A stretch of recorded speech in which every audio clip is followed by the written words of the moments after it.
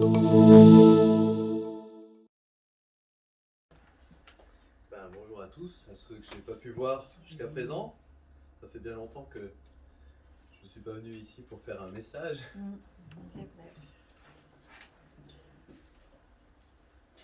C'est vrai. Bien, alors ce matin j'ai souhaité vous parler des idoles. Et le thème des idoles, c'est les idoles d'hier, d'aujourd'hui et de demain. Alors, les idoles, c'est un gros mot que on dit jamais chez nous, jamais ici, n'est-ce pas? Pourtant, ce thème-là, je voudrais le tourner autour des croyants, des chrétiens, de l'Église. C'est-à-dire les idoles que l'on a aujourd'hui, comme hier. Pour cela, je commencerai par en prendre la définition des idoles. Une définition que j'ai prise dans le Larousse. La définition, c'est une représentation d'une divinité sous une forme matérielle, une image ou une statue, qui est l'objet d'un culte d'adoration. Une idole de bronze, le culte des idoles, etc. Ça, c'est la définition la plus classique que l'on connaît des idoles. Mais c'est aussi une personne qui est l'objet d'une tendresse ou d'une admiration passionnée de la part de quelqu'un, et en particulier vedette de la chanson ou de music-hall, adulée par le public, la nouvelle idole des jeunes, etc. Donc on a ce deuxième aspect de l'idole, définition profane, de ce que ça peut être. On voit que l'idole, c'est effectivement ce que l'on connaît bien, cette statue, cette représentation imagée, mais ça peut être aussi quelque chose à laquelle on s'attache, quelque chose qui prend une place prépondérante dans notre vie, qui est un modèle. On va prendre nos Bibles déjà en introduction. Alors, le message, c'est plutôt une navigation dans la Bible et beaucoup de lectures de passages différents dans la parole de Dieu, au moins on ne se trompe pas. Hein, je ne vais pas trop parler, je vais plus faire parler de la parole de Dieu. On va prendre un passage très connu que beaucoup connaissent peut-être par cœur, qui sont les 10 commandements. Dans Exode chapitre 20, on va lire les 8 premiers versets. Dans le livre d'Exode au chapitre 20.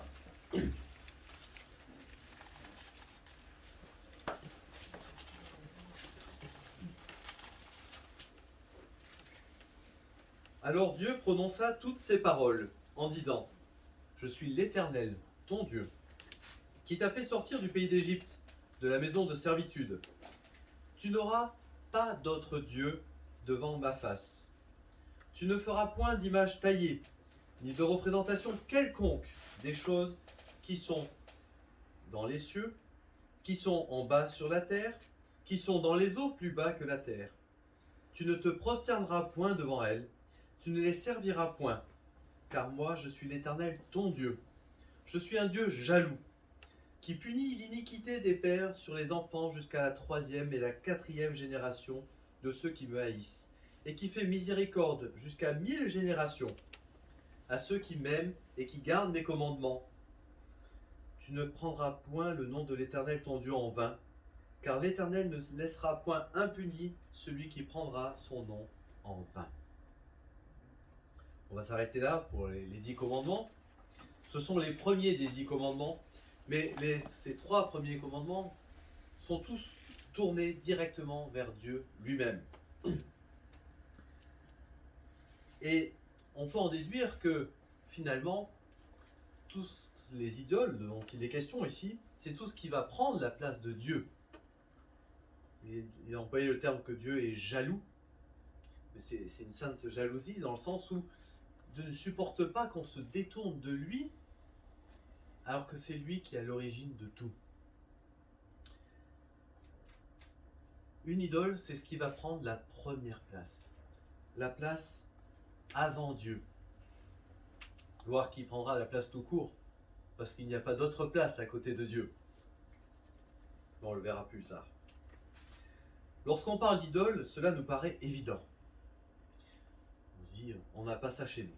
Mais pourtant, ça vient si vite. Pour une première partie, on devrait parler déjà des idoles d'hier. De tout temps, l'homme recherche Dieu. Dieu lui-même le dit dans sa parole, car il, Dieu, a fait toutes choses bonnes en son temps, même il a mis dans le cœur la pensée de l'éternité, bien que l'homme ne puisse pas saisir l'œuvre que Dieu a fait du commencement jusqu'à la fin. C'est Ecclésiaste 3, verset 11. L'homme a toujours eu conscience de l'éternité, parce que c'est Dieu qui lui a donné cette conscience-là, cette pensée dans son cœur. Et à travers la connaissance de l'éternité, il cherche Dieu. On le voit dans toutes les civilisations, tous les hommes ont toujours cherché à adorer un Dieu, à adorer quelque chose qui est au-dessus de lui. Dans toutes les civilisations, ça se retrouve. Et même s'il a conscience de cette éternité, il va chercher à matérialiser ce Dieu. On sait que l'homme a été créé à l'image de Dieu.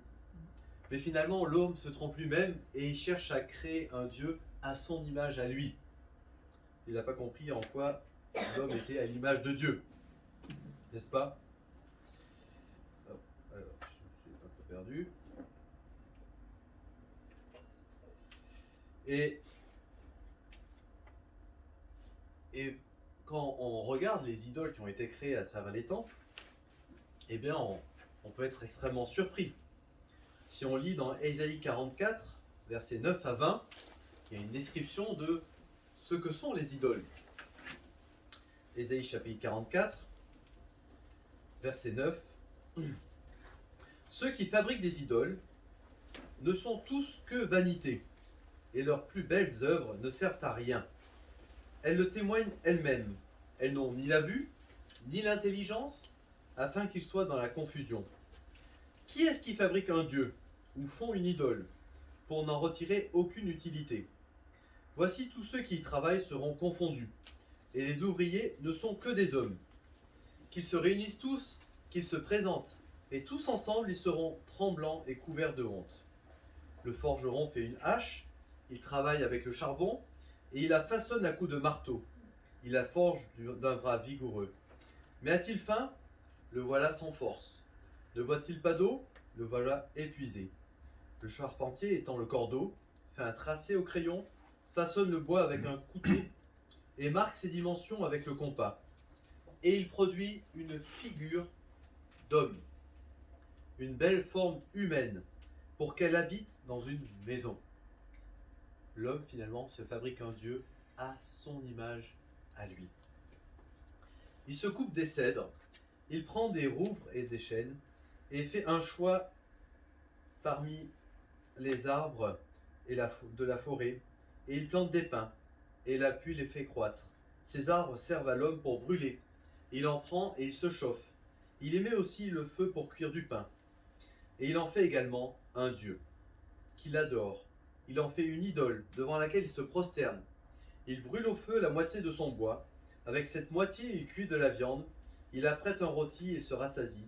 Il se chauffe aussi, et dit: « Ah ah, je me chauffe, je vois la flamme. » Et avec le reste, il fait un dieu, son idole. Il se prosterne devant elle, il adore, il invoque, il s'écrie: « Sauve-moi, car tu es mon Dieu. » Ils n'ont ni intelligence ni entendement, car on leur a fermé les yeux pour qu'ils ne voient point, et le cœur qu'ils ne comprennent point.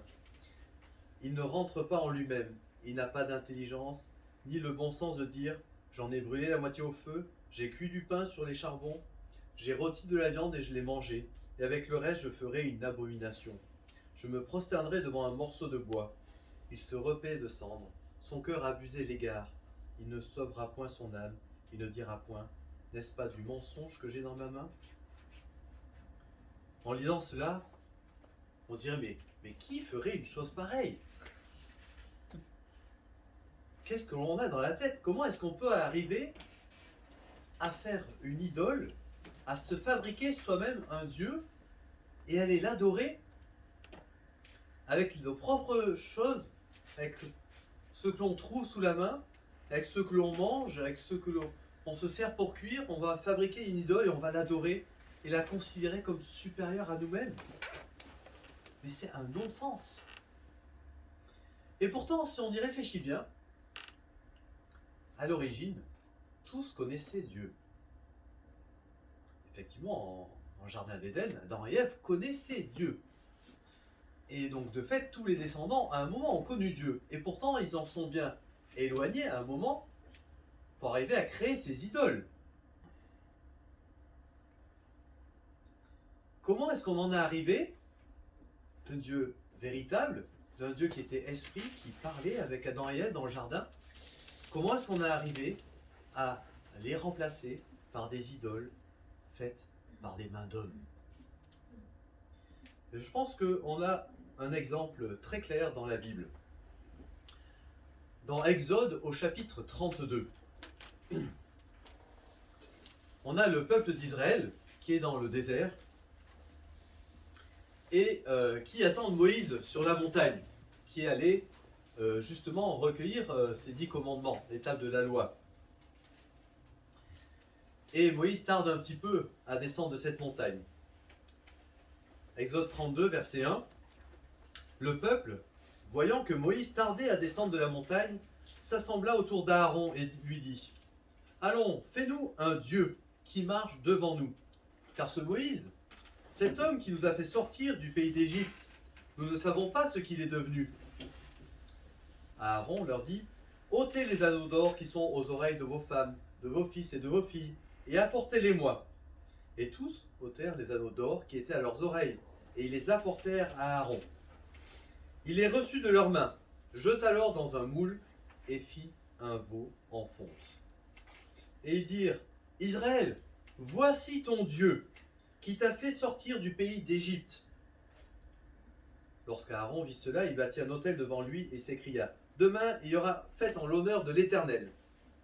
Le lendemain, ils se levèrent de bon matin, et ils offrirent des holocaustes et des sacrifices d'action de grâce. Le peuple s'assit pour manger et pour boire, puis se levèrent pour se divertir. Un peu plus loin, quand Moïse est redevenu, le lendemain, Moïse dit au peuple : Vous avez commis un grand péché. Je vais maintenant monter vers l'Éternel, j'obtiendrai peut-être le pardon de votre péché. Moïse retourna vers l'Éternel et dit : Ah, ce peuple a commis un grand péché. Ils se sont fait un Dieu d'or. Pardonne maintenant leur péché. Sinon, efface-moi de ton livre que tu as écrit. L'Éternel dit à Moïse : C'est celui qui a péché contre moi que j'effacerai de mon livre. Va donc, conduis-le au peuple où je t'ai dit. Voici mon ange marchera devant toi, mais au jour de ma vengeance, je les punirai de leurs péchés. L'Éternel frappa le peuple parce qu'il avait fait le veau fabriqué par Aaron. On voit le peuple de Dieu qui connaissait Dieu. Moïse le dirigeait déjà depuis un petit moment. Ils avaient vu l'action de Dieu à travers Moïse. Et voilà qu'ils se fabriquent une idole avec leur propre or qu'ils avaient sur eux, leurs boucles d'oreilles, leurs bijoux. Et ils vont dire que cette idole-là, c'est elle qui les a fait sortir du pays d'Égypte. Il appelle finalement l'Éternel. C'est-à-dire que c'est bien le Dieu qu'ils ont connu, qu'ils ont fait sortir d'Égypte, qui vont matérialiser sous forme d'une image, et ils vont adorer cette image. Ils se sont finalement éloignés du Dieu véritable en matérialisant ce Dieu qui les avait fait sortir du pays d'Égypte. Et je pense qu'il ne faut pas jeter la pierre à ces Israélites, parce que nous faisons souvent la même chose. Nous nous éloignons de Dieu en détournant un peu le message de la vérité, en arrangeant à notre sauce sa parole. Oui, Dieu a fait sortir le peuple d'Israël du pays d'Égypte. On ne va pas le contester, on va juste arranger un petit peu, on va lui mettre une forme. On va le transformer, on va faire un veau d'or et on va dire, ben oui, c'est l'Éternel qui l'a fait sortir d'Égypte, voilà sa forme. Et on va pouvoir l'adorer matériellement, on va le voir, on va lui faire une fête, l'occasion de s'amuser un peu.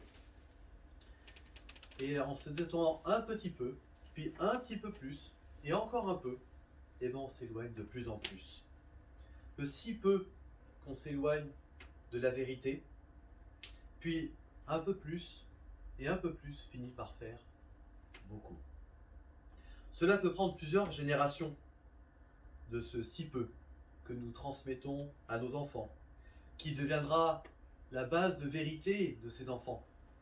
Et ils s'éloigneront si peu de cette vérité déformée, qui deviendra à son tour la nouvelle base de vérité de ces enfants, qui s'éloignera si peu de cette vérité, et ainsi de suite. Et on en finit par avoir tous ces peuples qui ont créé toutes ces idoles si éloignées du Dieu. Alors qu'au commencement, tous, descendants d'Adam et Ève, descendants de Noé, tous connaissaient le Dieu véritable. Mais ils s'en sont éloignés par petites doses. Et c'est ainsi, par exemple, aussi, que des générations ne viennent à plus aller à l'église. Parce qu'on s'en détourne un tout petit peu. Une fois de temps en temps, c'est bon, c'est pas important si on ne vient pas à l'église. Et nos enfants, on voit que oui, de temps en temps, ils ne venaient pas à l'église. Eux-mêmes, après, ne viendront que pour les fêtes, les grandes occasions. C'était pas très important, les parents ne venaient pas systématiquement, c'était pas leur priorité. Et puis la génération après ceux qui viennent que pour les fêtes et les grandes occasions, bah ils viendront plus du tout. C'est pas important, on venait qu'une fois, 2 fois, 3 fois par an. Bah à la fin on n'y vient plus du tout. On s'éloigne un tout petit peu, puis un peu plus, puis encore un peu plus, et à la fin, il ne reste plus rien de la vérité. Si on peut se dire que les idoles c'est pas pour nous, mais combien facilement on peut s'éloigner de Dieu et donner autre chose en premier.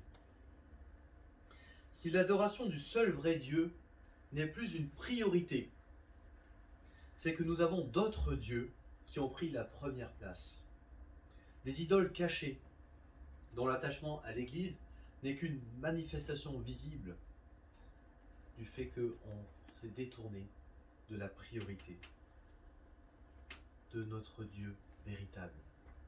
On a donné d'autres priorités. Que Dieu nous donne d'être fidèles dans les petites choses du quotidien, afin d'être fidèles dans les grandes, à sa parole. Je continuerai avec le deuxième point. S'il veut plus avancer, ça y est, voilà. Attaché à la terre, c'est-à-dire au concret. On a vu que les Israélites ont cherché à matérialiser Dieu. Ils ont créé une idole pour le mettre à l'image de ceux qu'ils connaissaient, ce qui était terrestre. Les croyants d'aujourd'hui ont bien compris que on ne doit pas adorer les idoles. N'importe quel chrétien, du moins n'importe quelle personne qui se dit chrétien à qui vous lui demandez parler d'idoles, dira mais non, on ne va jamais s'adorer, on ne va jamais se prosterner devant une idole. Pas question. Se prosterner devant des idoles de terre ou de métal, ça n'a aucun sens. Parce qu'on est cartésien et qu'on sait que ça, ce qu'on a lu dans Ésaïe, ça n'a pas de sens que de se prosterner devant les choses qu'on a fabriquées nous-mêmes. Mais ce caractère cartésien nous entraîne sans cesse à nous retourner vers ce qui est physique ou matériel, même lorsque c'est empreint de religiosité. Et on va retomber sous cette adoration. Ce symbole-là, on va le voir toujours avec le peuple d'Israël, un peu plus tard, avec le symbole du serpent d'airain. Je n'avais jamais remarqué ça. C'est très récemment qu'en relisant que j'ai remarqué que plus tard, ce serpent d'airain devient une idole. Alors, au tout début, dans Nombre 21, Nombre chapitre 21, versets 4 à 9, on voit le peuple d'Israël. Ils partirent de la montagne de Hor par le chemin de la mer Rouge pour contourner le pays d'Édom. Le peuple s'impatienta en route et parla contre Dieu et contre Moïse. Pourquoi nous avez-vous fait monter hors d'Égypte, pour que nous mourions dans le désert? Car il n'y a point de pain, il n'y a point d'eau, et notre âme est dégoûtée de cette misérable nourriture. C'est la manne qui parle. Alors l'Éternel envoya contre le peuple des serpents brûlants. Ils mordirent le peuple, et il mourut beaucoup de gens en Israël. Le peuple vint à Moïse et dit, « Nous avons péché, car nous avons parlé contre l'Éternel et contre toi. Prie l'Éternel, afin qu'il éloigne de nous ces serpents. » Moïse pria pour le peuple. L'Éternel dit à Moïse, « Fais-toi un serpent brûlant, et place-le sur une perche. Quiconque aura été mordu, et le regardera, conservera la vie. » Moïse fit un serpent d'airain, et le plaça sur une perche. Et quiconque a été mordu par le serpent, et regardait le serpent d'airain, conservait la vie. Dieu demandait à ce qu'on regarde ce serpent. C'était un symbole proposé par Dieu pour éprouver la foi des Israélites. En regardant le serpent, ils avaient confiance dans la parole de Dieu qui leur avait promis qu'ils seraient sauvés, délivrés de cette morsure de serpent. Le serpent en lui-même n'avait rien, c'est pas lui qui sauvait, c'est la parole de Dieu qui sauvait. Lorsqu'on s'égare, nous sommes invités à nous tourner vers la parole de Dieu pour être sauvés. Le Seigneur lui-même confirme le caractère symbolique du serpent d'airain, en l'identifiant à lui-même lorsqu'il dit à Nicodème, dans Jean chapitre 3, versets 14 à 18, « Et comme Moïse éleva le serpent dans le désert, il faut de même que le Fils de l'homme soit élevé, afin que quiconque croit en lui ait la vie éternelle. Car Dieu a tant aimé le monde qu'il a donné son Fils unique, afin que quiconque croit en lui ne périsse point, mais qu'il ait la vie éternelle. Dieu en effet n'a pas envoyé son Fils dans le monde afin qu'il jugeât le monde, mais pour que le monde soit sauvé par lui. Celui qui croit en lui n'est point jugé, mais celui qui ne croit pas est déjà jugé, parce qu'il n'a pas cru au nom du Fils de Dieu. » Nous ne sommes pas appelés à adorer la croix, où Jésus est mort, mais croire que le sacrifice de Jésus à la croix nous a sauvés. Et non pas la croix matérielle en elle-même. Ainsi donc, le serpent d'airain est qu'un symbole proposé par Dieu pour aider l'homme dans sa foi. Mais certains hommes se sont dit, ce serpent, c'est Dieu qui a demandé à Moïse de le fabriquer, de le mettre sur une perche. Donc c'est un objet religieux, un objet de culte, un objet saint, entre guillemets, on pourrait dire, presque certains. Et ainsi l'homme l'a détourné cet objet, et en a fait une idole. On le voit beaucoup plus tard, dans 2 Rois, chapitre 18, verset 4.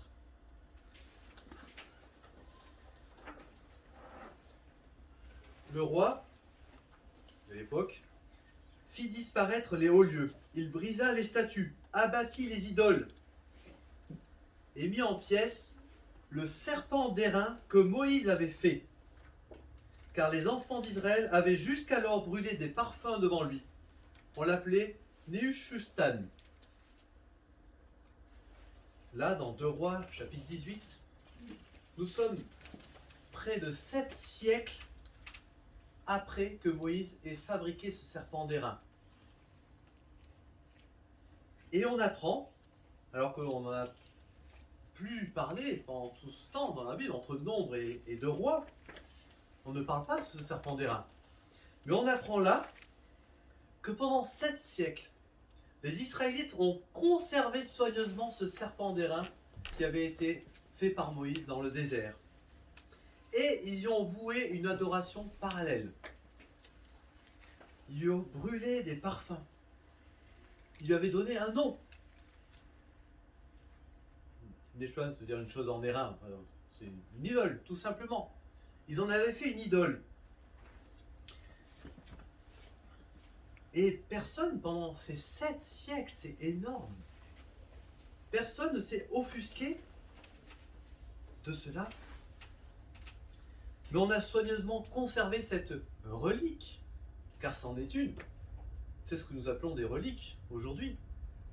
Ils ont conservé cette relique pendant ces 7 siècles, à travers la conquête de Canaan, à travers les guerres, les juges, puis les rois.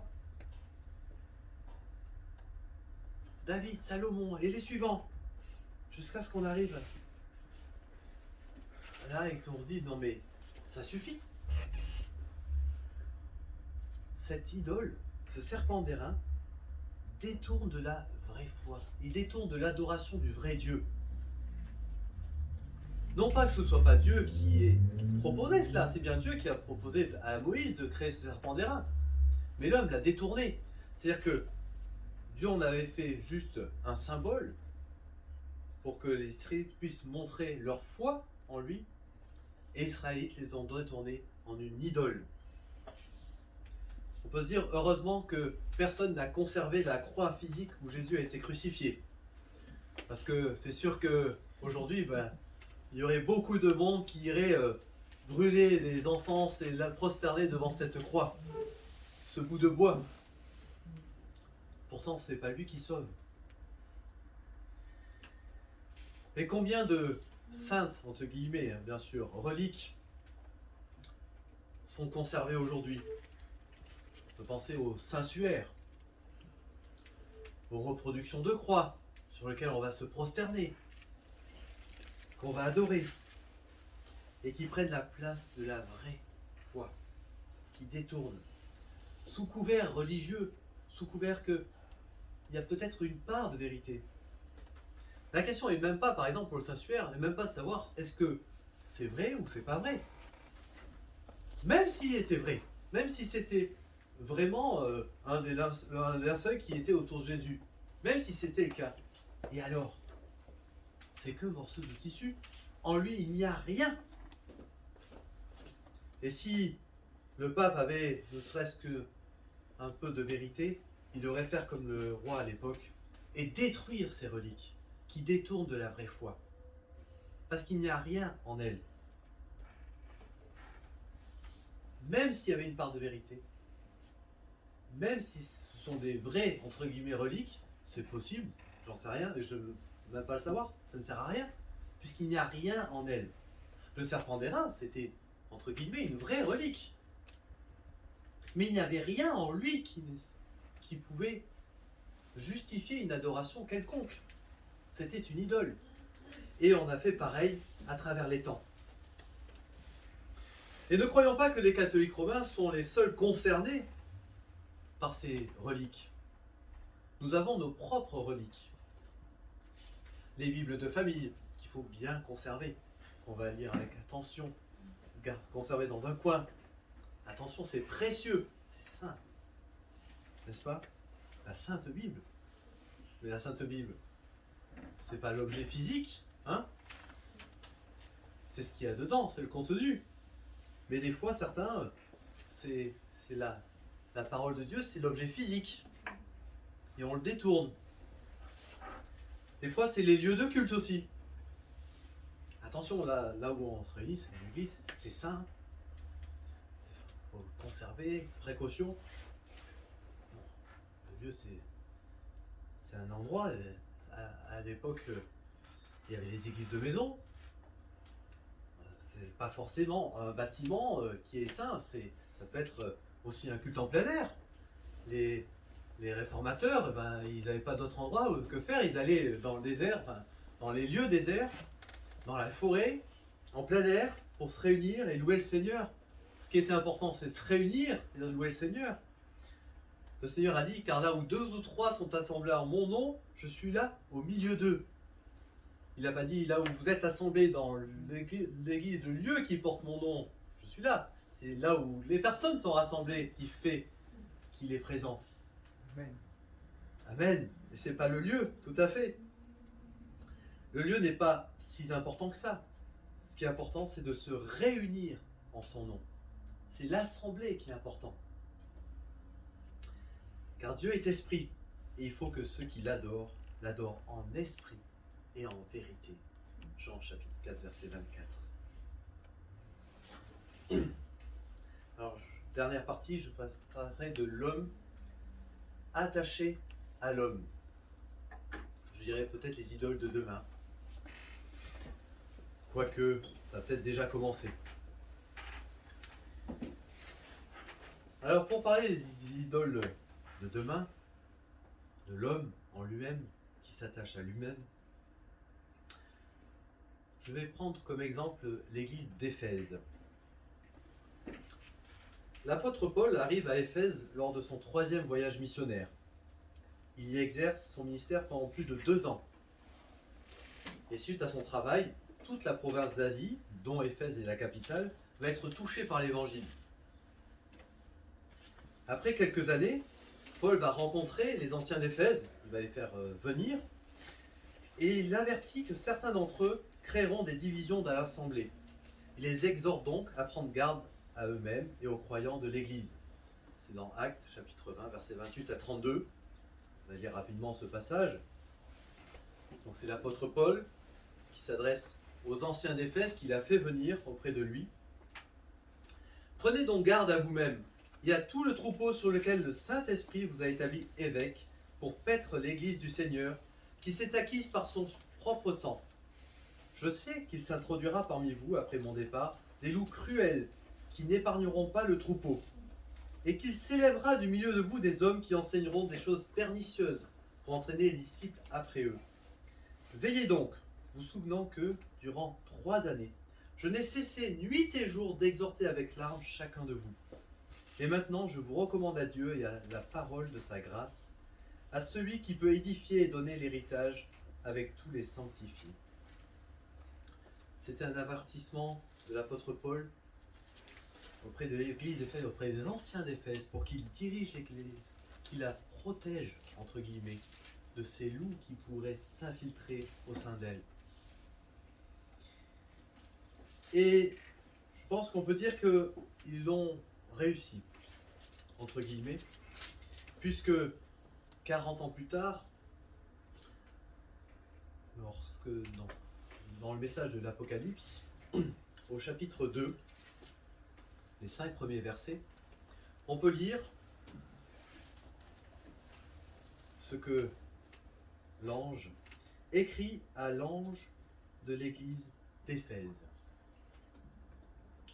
Voici ce que dit celui qui tient les 7 étoiles dans sa main droite, celui qui marche au milieu des 7 chandeliers d'or. Je connais tes œuvres, ton travail et ta persévérance. Je sais que tu ne peux supporter les méchants, que tu as éprouvé ceux qui se disent apôtres et qui ne le sont pas, que tu les as trouvés menteurs, que tu as de la persévérance, que tu as souffert à cause de mon nom et que tu ne t'es point lassé. Ils ont écouté le message de l'apôtre Paul. Ils ont persévéré. Ils ont rejeté le méchant et trouvé les menteurs. Mais le Seigneur continue. Mais ce que j'ai contre toi, c'est que tu as abandonné ton premier amour. C'est très surprenant. Parce qu'on pourrait se dire, mais ils ont été fidèles. Ils ont éprouvé toutes les personnes qui sont venues dans cette église, qui ont voulu la perturber, l'éloigner. Mais le Seigneur a quand même un reproche à leur faire. J'ai contre toi que tu as abandonné ton premier amour. Souviens-toi donc d'où tu es tombé. Repens-toi et pratique tes premières œuvres. Sinon, je viendrai à toi et j'ôterai ton chandelier de sa place, à moins que tu ne te repentes. C'est difficile. On comprend que ces croyants ont tenu bon pendant cette période. Ils ont supporté les méchants, ils ont mis à l'épreuve ceux qui se présentaient faussement comme apôtres.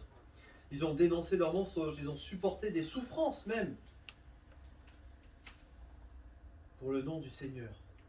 Ils ont même été persécutés pour le nom du Seigneur. Ils ont eu de la patience et ils ne se sont pas lassés. Pourquoi donc le Seigneur a-t-il quelque chose contre eux? Tu as abandonné ton premier amour. Alors, comment comprendre ce terme de premier? Alors, il peut avoir 2 sens. L'adjectif, en tout cas utilisé, a les 2 sens.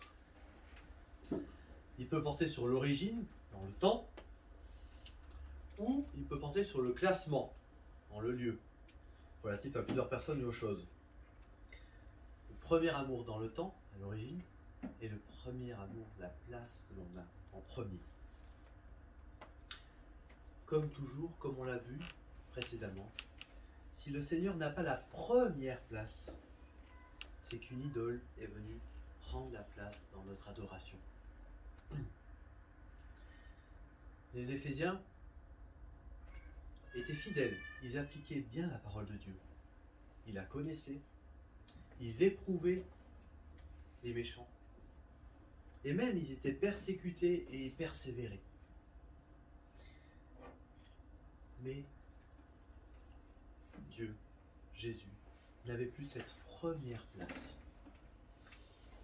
Il s'était tombé peut-être dans une certaine tradition, un certain ritualisme, une certaine théologie peut-être excessive.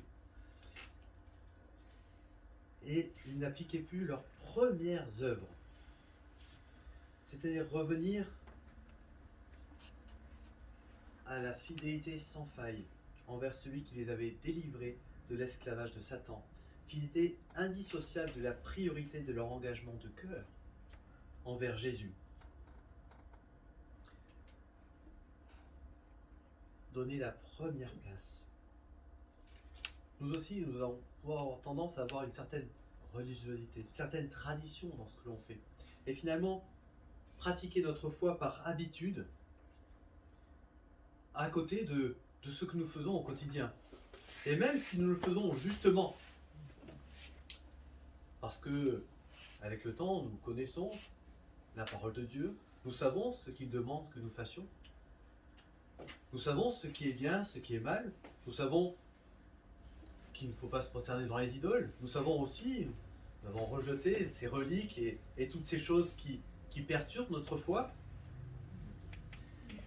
Et en même temps, le monde et le quotidien, les habitudes, les traditions sont venus prendre une place qui nous éloigne de notre premier amour. Et très souvent, on parle du moment de notre conversion et on le donne en témoignage.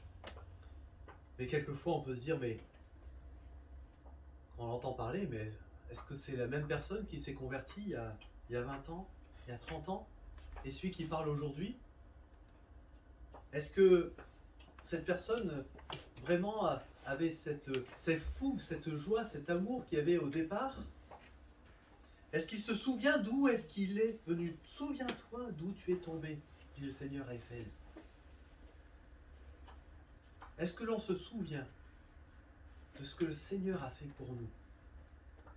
De comment est-ce que nous sommes venus à la foi? De qui on était? De combien nous étions éloignés du Seigneur? Et de quel amour le Seigneur a dû avoir pour nous, pour que nous puissions être sauvés. Quel amour immense il a dû faire pour nous. Et est-ce que cet amour, est-ce que nous le témoignons? Est-ce que, après toutes ces années, nous témoignons toujours autant de reconnaissance? Est-ce que nous montrons toujours cet amour aussi en retour que le Seigneur nous a montré? Cet amour immense. Est-ce que nous l'avons aussi pour nos frères et nos sœurs, pour notre prochain, qui a besoin de cet amour? Parce que lui aussi est grandement éloigné comme nous étions grandement éloignés de Dieu. Est-ce que nous savons lui manifester cet amour que le Seigneur a eu pour nous? Et d'ailleurs, Paul avait écrit aux Éphésiens et leur avait parlé de cela.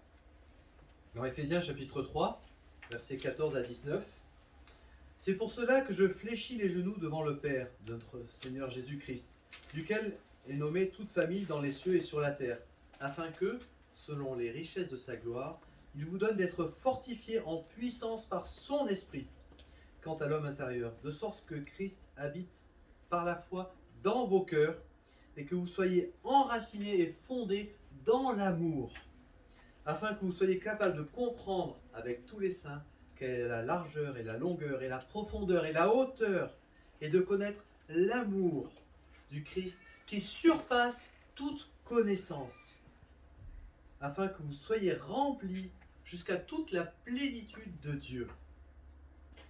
Connaître l'amour de Christ qui surpasse toute connaissance. C'est très bien et c'est important de connaître la parole de Dieu. Mais cette parole, elle s'applique dans l'amour du Christ. Les pharisiens connaissaient très bien la parole de Dieu. Ils la connaissaient même par cœur pour beaucoup de passages. Mais ils en avaient perdu l'essence. Ils avaient perdu le sens même de ces paroles. C'est pas le tout de la connaître. Si on ne comprend pas l'amour de Dieu à travers cette parole, ça ne sert à rien de la connaître par cœur. On ne saura pas l'appliquer. Connaître l'amour du Christ qui surpasse toute connaissance, afin que vous soyez remplis jusqu'à toute la plénitude de Dieu. C'est merveilleux, remplis de toute la plénitude de Dieu. Certains nous parlent d'être remplis de la plénitude du Saint-Esprit. Mais c'est l'amour de Christ qui nous donnera la plénitude de Dieu. Être rempli de Christ, de cet amour. C'est ce que nous devons rechercher. C'est ce qui devrait être là, qui devrait prendre toute la place. La plénitude, c'est la totalité. Il n'y a pas de place pour autre chose. Aucune des belles et bonnes œuvres ne pouvait suffire à celui qui cherche d'abord les cœurs, au point qu'il ne supportait pas encore longtemps cette carence d'amour. Le message que Jésus a adressé à Éphèse, il dit, oui, vous avez appliqué ma parole, vous avez recherché la vérité, c'est bien. Mais sans l'amour, ce n'est rien. Et je ne supporterai pas, je retirerai même. C'est sévère ce que dit le Seigneur. Autrement dit, la tradition, la routine, le cléricalisme, et même ce que j'appellerais le pharisianisme, connaître les choses jusque par cœur, mais les appliquer sans amour, c'est prendre une autre place dans notre cœur. C'est prendre la première place dans notre cœur. Certes, entre guillemets, conforme peut-être d'une certaine manière à la parole de Dieu, mais sans son esprit d'amour. Ce message est toujours d'actualité pour chacun et chacune de ces rachetés de Jésus, pour chaque église locale. Que celui qui a des oreilles écoute. Apocalypse 2, verset 7. En conclusion,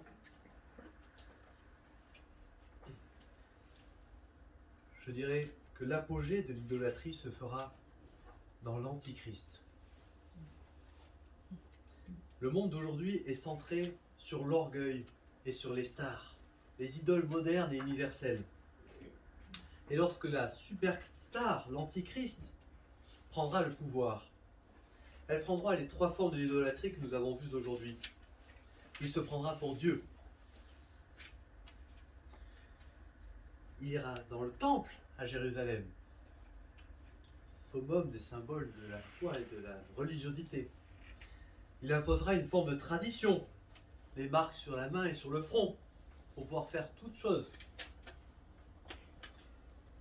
Et même si nous devrions être préservés de cela, puisque nous pensons que nous serons enlevés, nous les croyants, avant les tribulations et donc avant la venue d'Antichrist, soyons chaque jour vigilants à chérir notre premier amour. Et premier dans les 2 sens. Premier dans le temps et premier dans la place. Amen. Merci. Prions.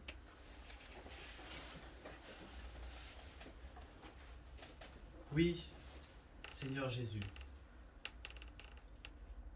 tu es venu il y a un peu plus de 2000 ans pour nous.